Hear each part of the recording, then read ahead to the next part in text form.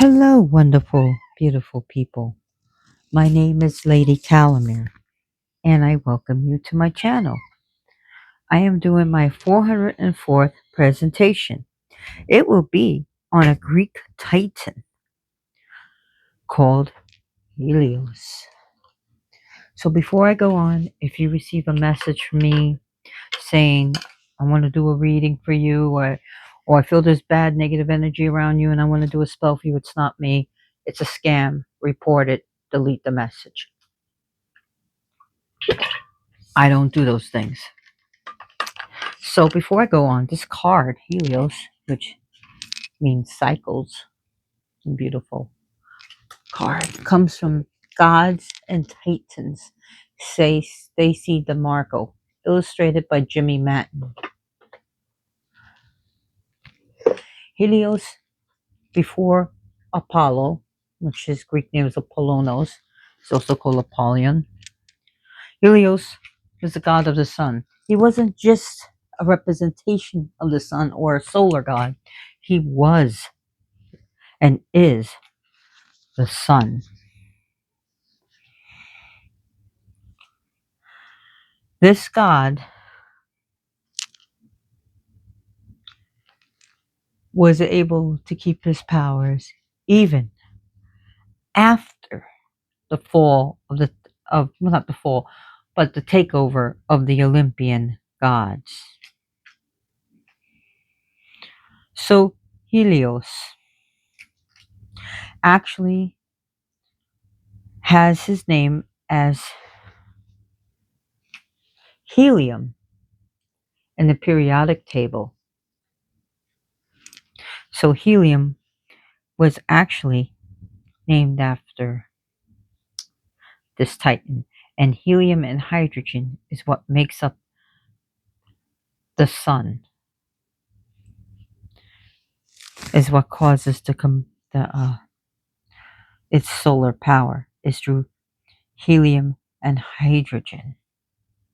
So actually his name would be Ilios because the H is not pronounced in the Greek language. So Helios is actually Ilios.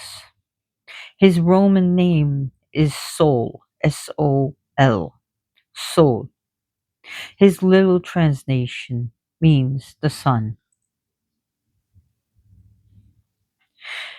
Now, depending on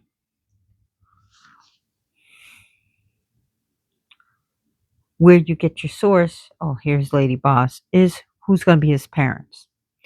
In Homer's Odyssey, Hyperion, because again, H was not pronounced, Hyperion, was the sole parent,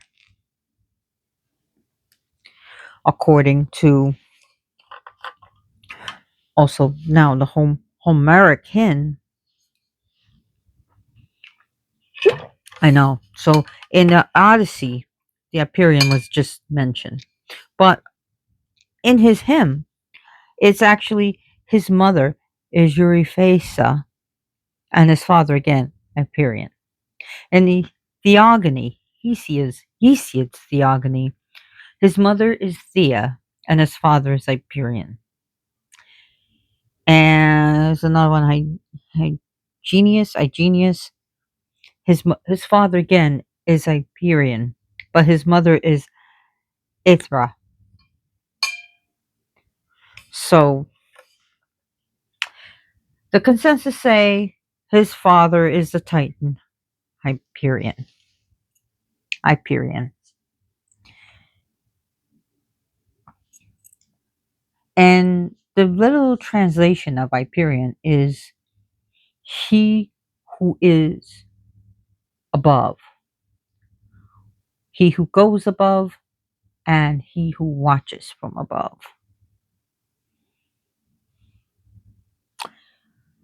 Now, Helios has two sisters, which I already talked about. Eos, who is the goddess of the dawn, who opens the gates for the sun, and his sister Selene, who I talked about, who is the moon, the Titan lady of the moon.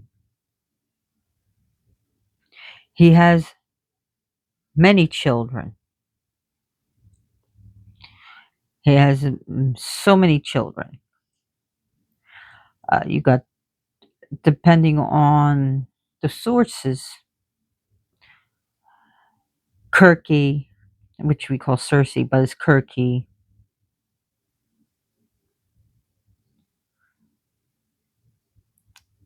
Uh,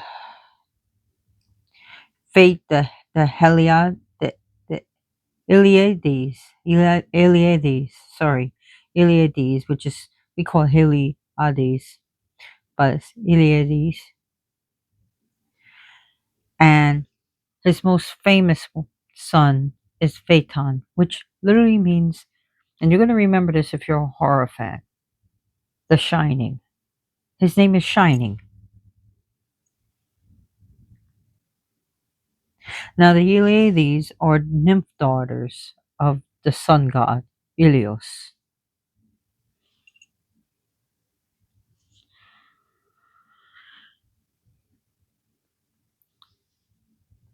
Now, Helios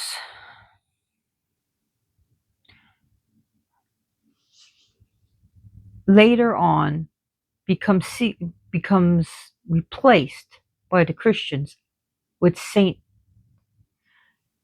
Helios, but with Saint Elijah, who also deals with solar and fire and can command fire in the name of God. So he was a great replacement to replace the old pagan gods with the new saints, so that they can, get the pagans to worship, or to pray to, not worship, to pray to the saints. We don't worship the saints, we pray to them. Yeah, give me a fucking break. So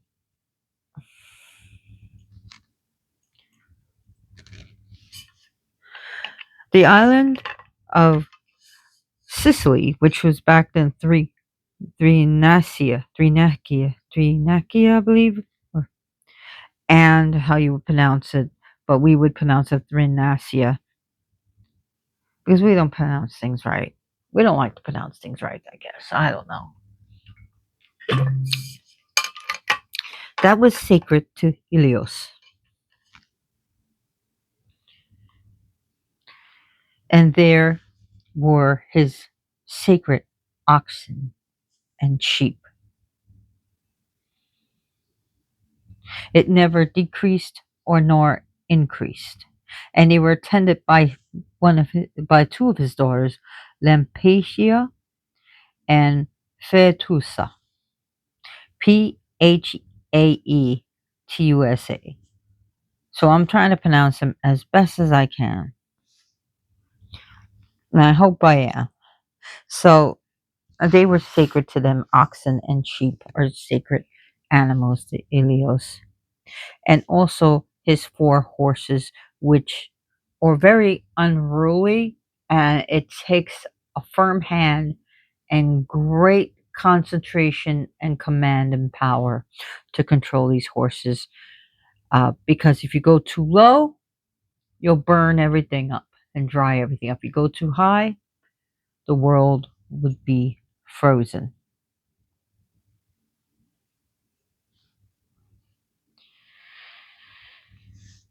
So oaths were taken and in Helios's name during the day. So if you mortals would take an oath to Helios, especially during the day, and Helios is said, he's pretty much a chill titan. But when oaths are broken, especially in his name, woe be upon them. That's what it was believed. Woe be upon them. That it cannot, an oath taken in Helios's name that is broken cannot go unpunished. That it was a way of contract. So if you break a contract legally, you get punished, right? You lose money, you can lose rights to things. get fined, jail time, especially if you sign an NDA. Again, it's like an oath. So people would do oaths to his name. Helios was the great shining one, the illuminator, both in a literal sense and a figurative sense. Uh, uh, uh, Helios illuminates from outside, but our own Helios inside us is our own illuminator. So he's definitely about illumination, seeing the truth, putting light to shade. Those are his powers. He owns cattle. One and the cattle that I was talking about is one. His oxen is one for each solar day of the year. His shrines were located on mountaintops. And in fact, mountaintops represented this god. Okay. So when we think about today in cities, we would think about where is the highest point in your place? Could it be a treetop? That's the highest point, then that would be Ilios. Okay. Ilios, of course, is a diurnal god, a diurnal titan, meaning day. He also deals with Sunday and the planetary hour of the sun, and in fact, the planetary powers. Even though the sun is not a planet, but in planetary magic and astrology, it's the sun. I mean, so his shrines are on mountaintops. When we think about skyscrapers, right? We could think of the tallest skyscraper. So New York would be the Freedom Tower, right? We think about the highest point, the highest building in your area, or the highest point would be representation of him. Yeah, yeah. Also, Rhodes was give a sacred island to him, the island of Rhodes. And in fact, he marries Rhodos. So he comes as very visibly handsome, crowned with an aura or a nimbus around his head. He's horses, sometimes even seen as fire breathing horses that travel across the sky. His children are known by the golden shine or sheen in their eyes. That's how his children can be seen.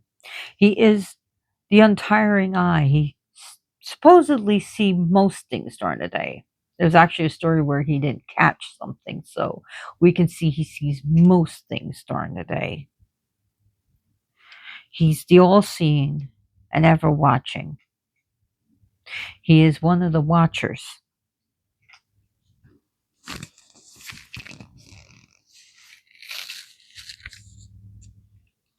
He was extremely important pre-Hellenic deity, but then later outshone by Apollonius, and then in the Christian times, Saint Elijah, or they call him Elijah, E- E- Eliasha, or Elijah in Greek. I'm trying to think, Elias, where it sounds almost like Helios. So where his shrines were, they put that saint there.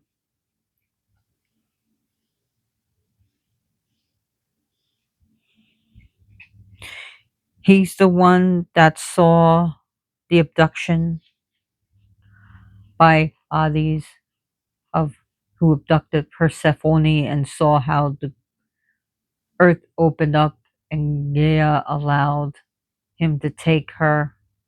He sees a lot, but again, there's a story where he doesn't. Now, offerings to him, all gymnastic competitions are offered to him.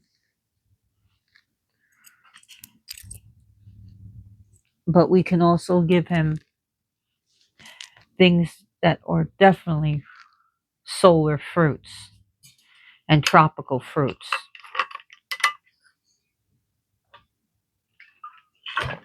Anything that grows due to the sun, we can give him. And people give him now tropical fruits. Like you'll see people giving him bananas, pineapples, especially anything that looks like a solar color. Uh, Yellow, white wine, golden champagnes, people, beer, IPAs.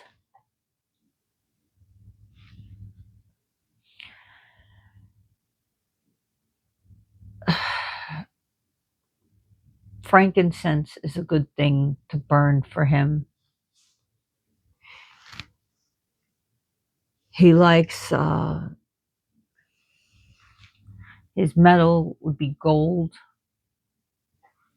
Sunstones are a good idea to represent him, as well as imperial topaz.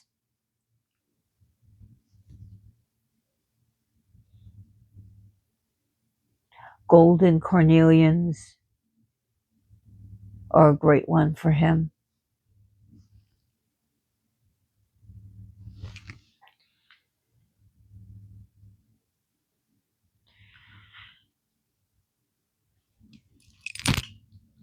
And the tarot card, of course, you know what I'm going to say. The Sun card of the major arcana is a good representation of him.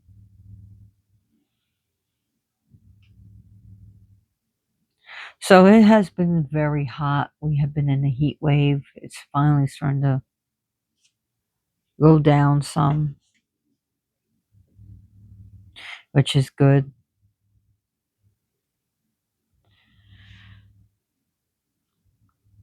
And he actually had many temples and shrines, many of them.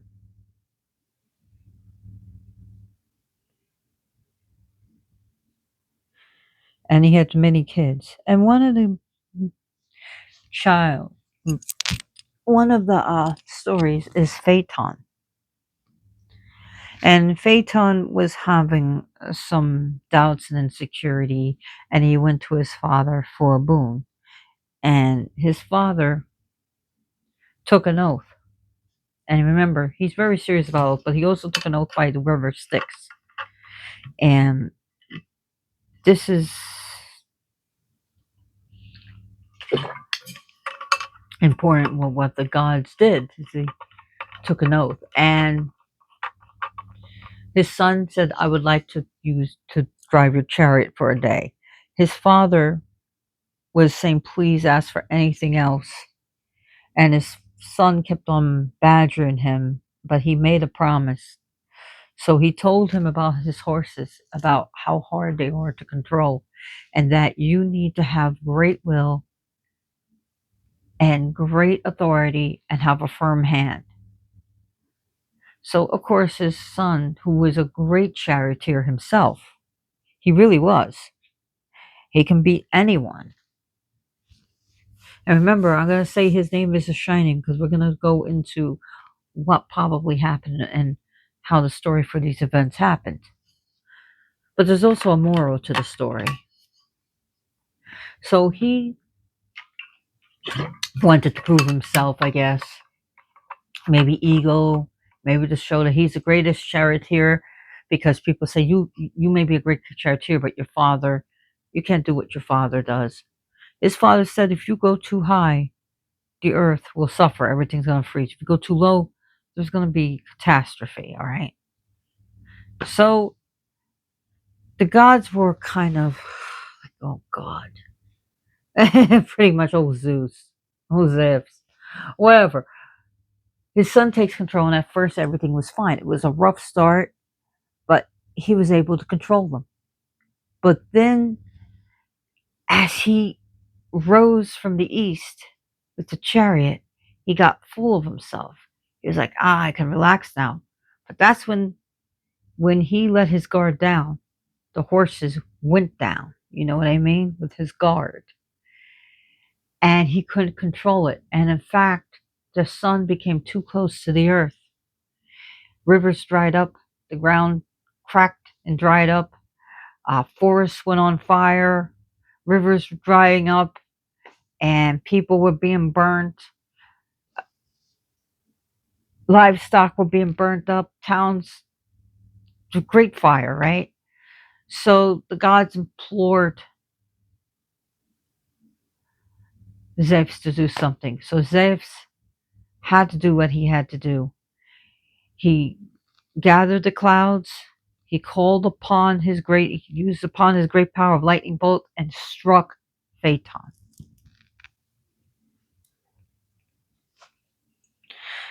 All right, so he strikes Phaeton with his lightning bolt. And if you know about Zeus, he's yeah, that was it for him. He was pretty much dead before he hit the ground. And his flaming body went into the rivers of Eridanos, and he died. When the sisters saw it, his sisters, the Eliades, they gathered around this bank, and they were crying. They were mourning and grieving. And their tears, they transformed into the amber-tiered poplar trees. Now, Helios, when he realized, when the horses came back and and he saw the damage that his son has caused, and he saw his dead son, he went into grieving. He went into mourning. And he took his light away. And the earth was in darkness. The light could not be seen through the clouds. Eventually, Athena is the one to talk sense into him, to saying, we need you. No one else can do your job. We really need you. And so, even though with his grief,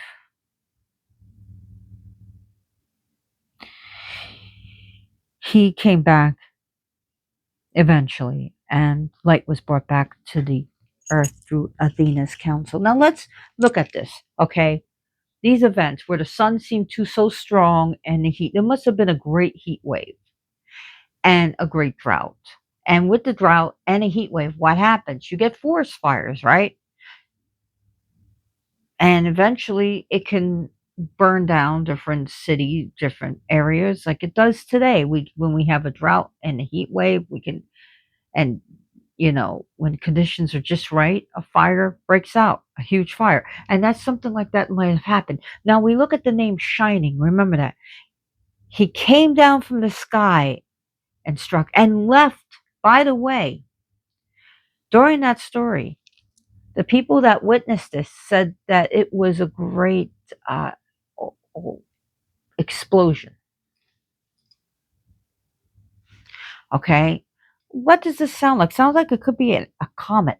Because here's the thing, the body was not found. It said that the earth opened up and actually swallowed it. When a comet hits, there's no more particles. It's a ball of ice. It's pretty much a ball of ice that hits the ground. It's gone. But the crater is there. I would think it's a meteor or an asteroid, it could have been. But they didn't find the body. But the body was not found. It wasn't like a big rock or something.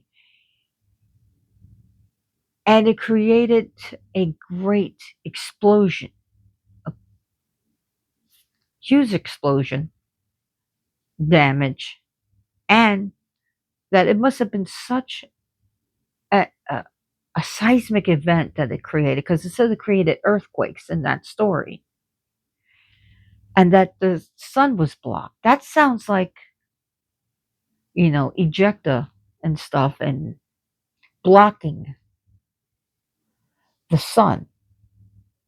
Seismic event, all the dirt and dust blocking the sun for a bit, and where there was no light, where it got cold. So that's what can happen. And it's also in the don't shoot the messenger. Okay, I'm the messenger.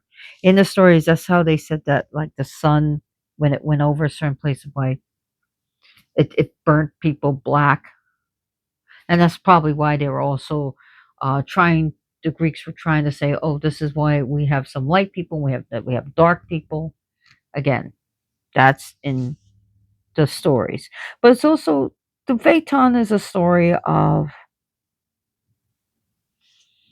And again, please don't be mad at me. Okay, I didn't write these stories.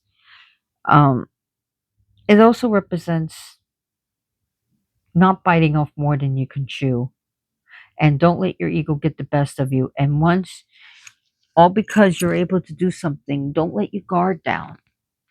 Sometimes when we let our guard down, we go down. Remember that. And if you sometimes, like I said, if you throw caution to the wind, sometimes the wind will throw you back.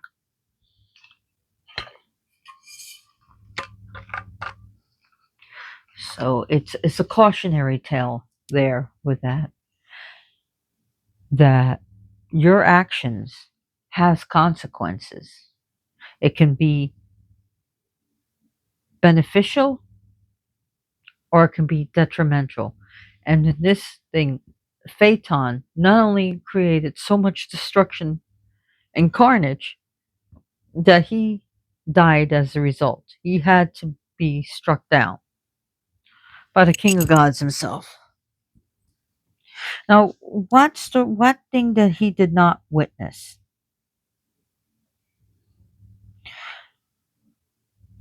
Well, there's a story about how he told his oxen, his sheep were off limits, and everyone knew this.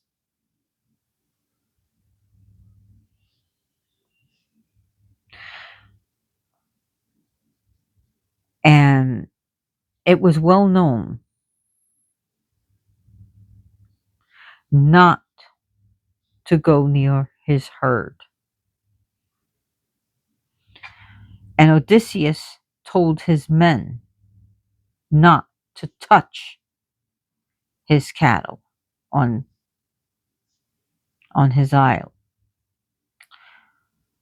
So what happened? Their ship was filled with food.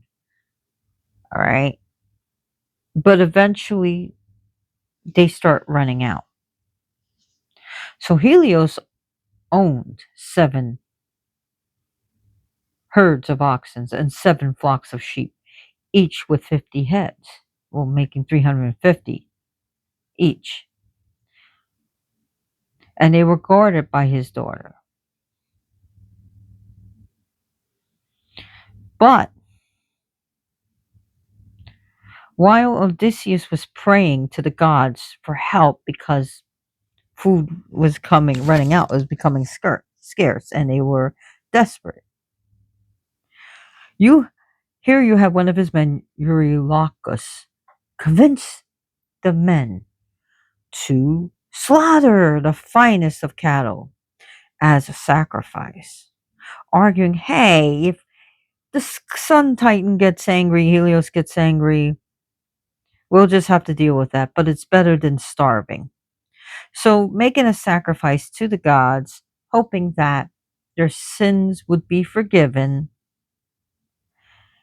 and that they will get help. Well, Helios was mad. Helios went to Zeus. Look what Odysseus and his men did.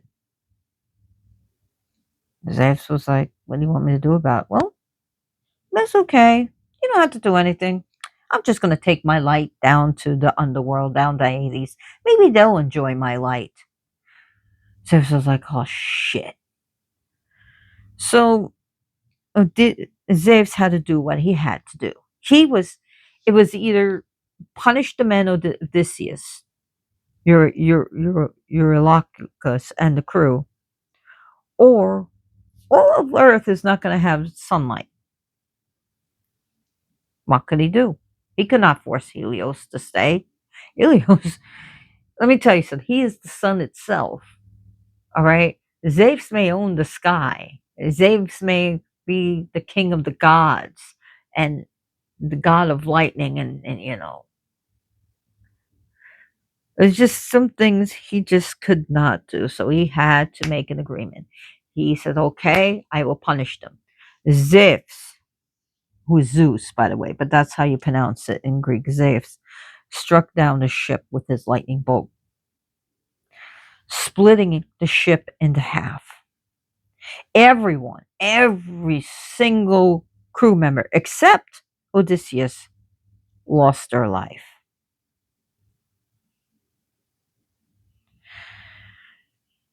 And this is a story basically about greed and hubris and the cost of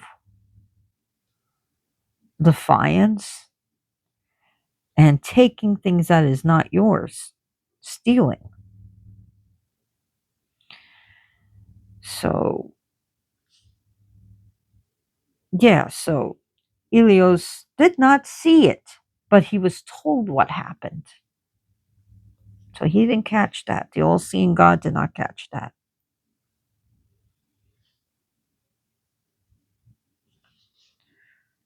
32 minutes for like, let me read something from this card.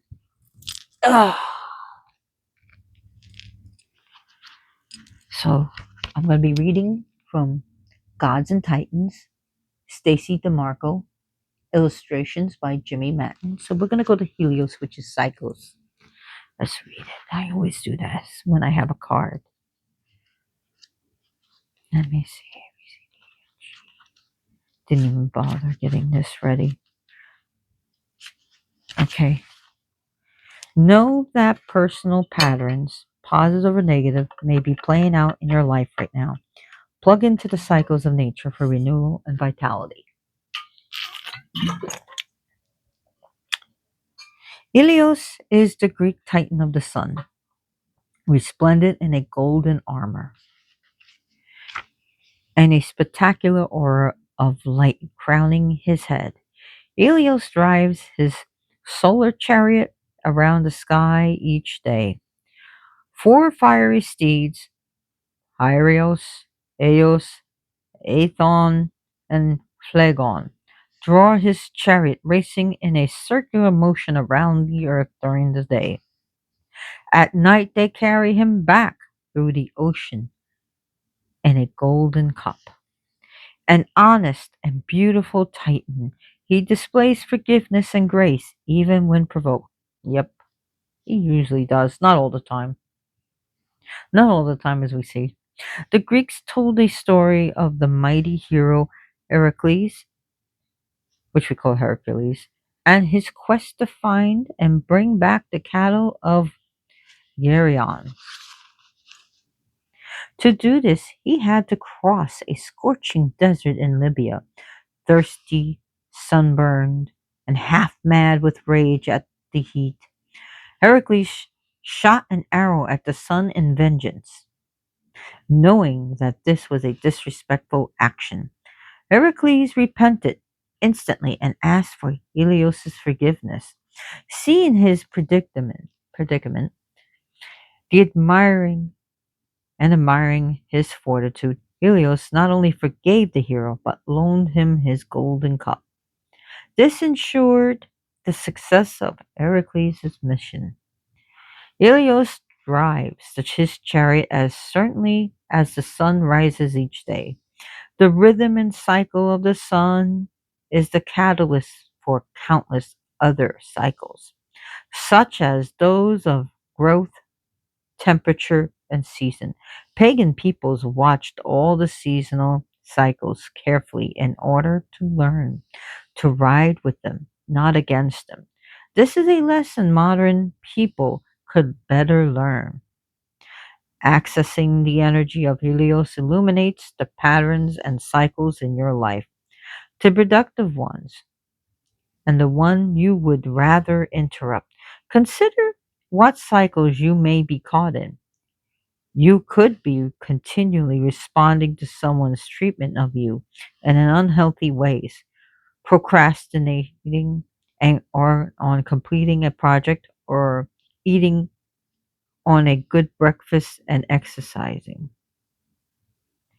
Whatever the cycle, it's important to notice it and honor it before deciding whether it is good for your life or a cycle you need to bust out of. And they talk about the shadow side, um, symbols, radiant glow, Aurelia, golden bow, chariot with solar horses. I forgot about that. So here's an invocation. They go a little bit more about his energy. So here's an invocation. I shield my eyes. Your face is so bright. I feel your rays. I feel your light. I watch as you arc across the sky. I call on you, Helios so high. Helios, come to me, meet. I am unbalanced, my circle replete. Show me the way, make it clear. No dark pattern for me to fear. I shield my eyes, your face is so bright. I feel your grace, I feel your might. I watch as you grant me full power. I call on you, Helios, this hour. Then now state what it is you need to remove or attract for the connection of a healthy cycles to occur. Thank Helios, knowing all will be as you have asked. So this is from The Gods and Titans by Stacey DeMarco, illustrated by Jimmy Matten.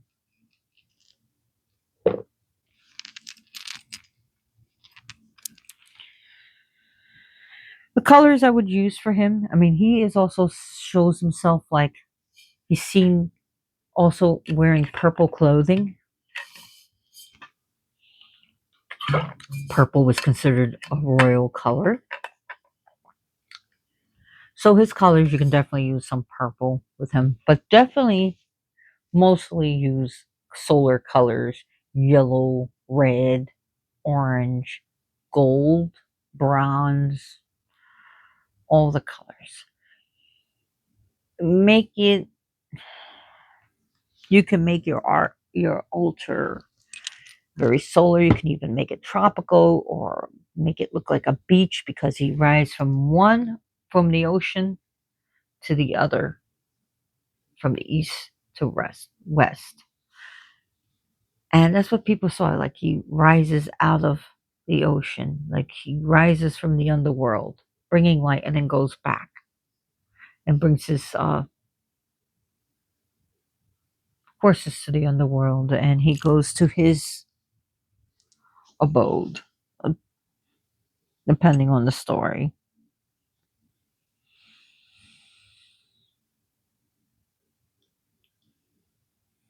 So after Phaeton's death, let's get back to that. I guess I get a little ahead of myself, and I just shows I don't have notes or a script. um, Phaeton was placed again. His name means the shining into the constellation the Charioteer, Auriga. That's the Charioteer, and sometimes say he was no, he was transformed into the god of the star, which was, guess what, the planet Phaeton, which was either seen as Jupiter or Saturn. I'm not sure. But generally, the consensus is that he is charioteer.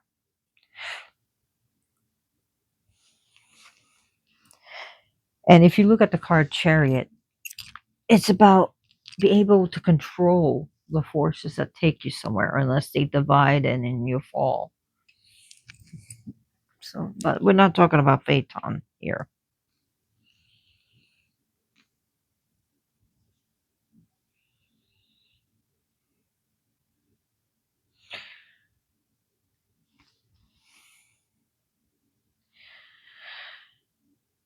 Oh, Helios. Just trying to think what else. There is a lot of stories with him. A lot of lore that you can look up. And Phaeton is actually considered the failed son, Sun. And he was actually like a demigod. And that's why he wanted to prove himself that he can do the role of a titan. And he couldn't. Because his parents, of course, his father is Helios and his mother was Clymene. And his home was actually in Merope in Ethiopia. And again, his constellation is that of the charioteer now in Auriga.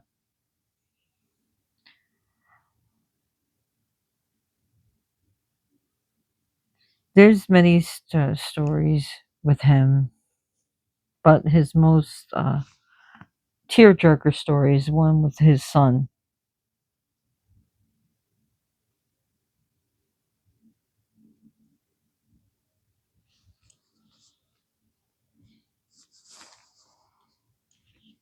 So Helios eventually, like I don't, I know Apollonos is used for divination. He's again, he's different. He's an Olympian. I already did a presentation on him. So his element of Helios would definitely be fire. He's definitely a solstice god representing the winter and summer solstice. Definitely, if I had to give him a season, it's definitely summer.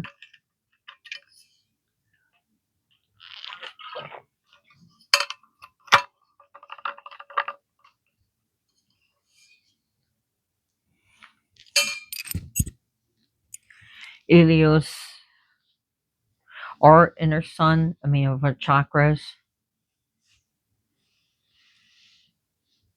is the Muladhara. Did I say it right?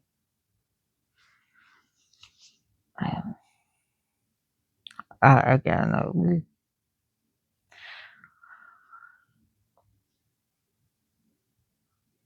I think I said that wrong. But it's our chakra. No, it's not the Muladhara. Sorry. Uh, again, I fucked up, so I own it. But he is the chakra that is representing the chakra above the belly. Manipura, that's what I was thinking. The Manipura. I don't know why I was thinking about the Muladhara. The Manipura, which means the city of jewels. And I'm sorry, I fucked up. I'm not adding this. I don't feel like adding it. I don't want to do it. So it's the Manipura, which is the lustrous gem, the city of jewels. It's the solar plexus chakra. That's what I was thinking again. It's getting late here.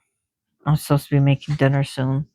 But that chakra would definitely be representing of the sun or inner sun or for the chakra. He represents our inner light or inner knowing and or illumination.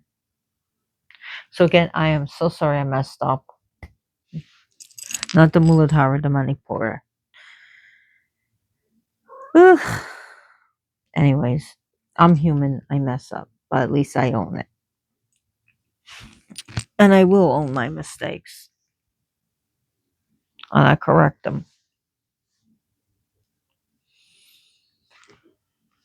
But anyways, I think this is what I want to talk about, Helios.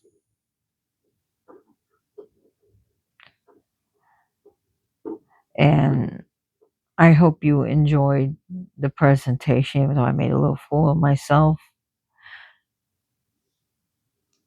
and that you learned a lot. So it would make me happy if you please share and like my video if you liked it.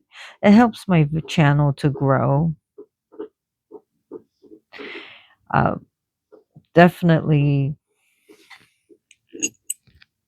yeah, do that. Let me know in the comments. Have you worked with Helios, or you interested in him?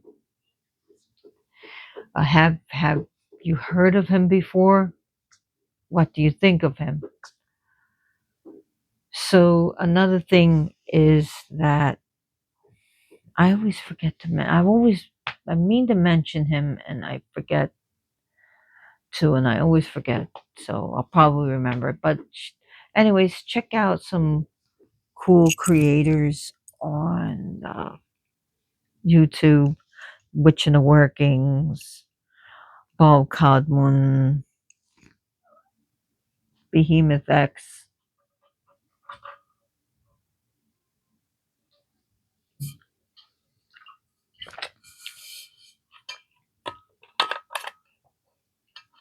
John Solo's pretty cool. I like him. Anyways, thank you so much for watching. Please be good to your cats and dogs. When you're walking your dog, put your hand onto the cement, onto the ground. And if it's hot for your hand, then you know damn well it's hot for your dog's paws. As a vet tech, I'll tell you, I have seen burnt paws because, and this was when I was living in Florida, when the ground was hot. And I tell people, bring them out to your garden, pick them up, put them on grass, let them walk on the dirt. Sometimes, put booties on their feet, something. Or some people have actually poured water on the ground, but sometimes the ground is so hot that water is just not going to do anything. So the best thing I could tell you is put booties on your dog. They'll, they'll get over it. Um, Make sure that it will protect them from the heat, or just walk them on the grass. Make sure that your dog is treated with flea and tick stuff. Get natural if you can, or whatever, or get something from your vet. Whatever you use, make sure it's safe. Some Look up the reviews. Get things that are recommended by your vet. Make sure you treat them for heartworm. Some heartworm prevention is cheap, so much cheaper than the surgery. All right, I've seen hearts.